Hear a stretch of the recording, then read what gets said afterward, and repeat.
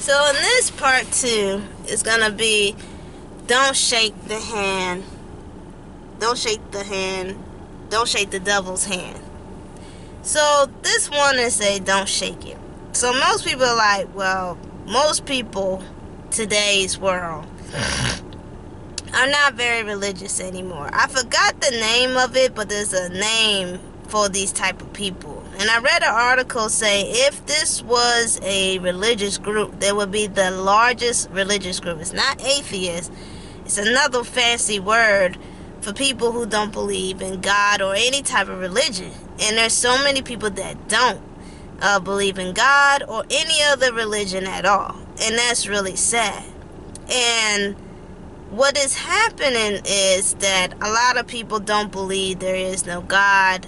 And some people don't even believe there's no devil. You never know. The devil comes in different shapes and sizes, but he also uses different people. Now people why you say don't shake the hands with the devil? Now most other people like, well, duh, he's gonna take your soul to hell. That's why you don't shake hands with the devil. But also a lot of people don't see it like that. Some people just see it as, oh, it's just an analogy of, stay away from evil, shady, corrupted people. In spiritual world, you gotta look at things a little bit more deeper. Because when you shake somebody's hand, that means the ultimate agreement is a sealed deal. Basically, you sign a contract when you shake somebody's hand. Now, most people don't think that's like a signing contract, but believe it or not, shaking hands is a contract that two people agree. And so you have many people in this world shaking hands of the devil and don't even know it. There have been so many people that lost their homes, lost their reputation. Lost a lot of things because they shook the hand of the devil. And most people feel something's off, but they do not care because all they care is about the money. I can say this, I have seen many people, regular and famous, shook the hands of an evil person and their whole life went down the drain. And they saw it coming. They felt it. There's no doubt in my mind they saw all of this, but they still wouldn't shake hands. Do not shake hands with the devil. Do not. It will not come out good. It will not give you any type of opportunities. It does not do anything. It's almost like a sugar pill, if you will. It's almost like telling an opioid person, hey, take this pill, it's going to give you a high. And the person who's addicted to drugs, they will take that pill, they will get this high, and when they get that high, it will come down. Because the high only be there for a good, maybe an hour, depends what kind of drug, and then they want more. And this is where the devil start using you and make you like a puppet. So a lot of people in this world are puppets. For example, political office, right? A political office is where people kiss other people's ass and be close to the boss and stuff like that, or be beyond being a snitch. That's my definition of a political office. And that's how the devil uses people. It's like a political office. You have to be mean. You have to put somebody's name in the mud. You have to betray people. You have to make people look bad. You got to make the upper boss look like they're the best thing ever in the world. And before you know it, you end up being a puppet. Because a puppet doesn't have no free will. A puppet can't control by itself. It controls of the strings of the puppeteer. And that's how people get trapped with these type of business or people or whatever it might be. For a very good example, you don't hear too much about a lot of certain famous people because the devil used them up.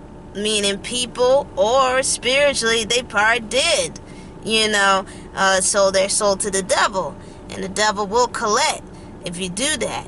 Also, regular people, a lot of regular people lost their jobs because you never know. Somebody behind the scene who is a child of God might be working behind the scene of all the shady and darkness that you did to others. You and the other person will go to jail, or y'all both will lose your jobs because you went and did dirty deeds, because you shook hands with the devil, with that employee or whatever it might be, whoever it might be, and now here you are with no house, no car, and no job because you had done some corrupted stuff and you did some shady stuff. So that's on you. That's why I say don't shake the hands with the devil. It does not come good. There is no shortcut in life. There's trials. There's trying and error. There's solutions. There's good days and bad days. There's hardship. And there's days where there's great and days that are terrible. That's just part of life.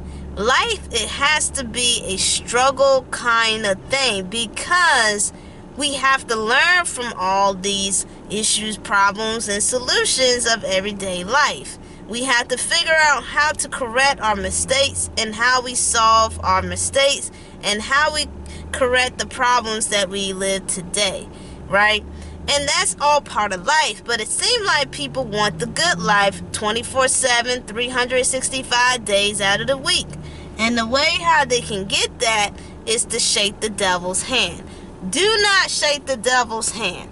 Because as you can see, from social media to celebrities and regular people, they come out nasty, they come out ugly, they come out disrespectful, they come out with all kind of corruption and all kind of scams and just take advantage of innocent people.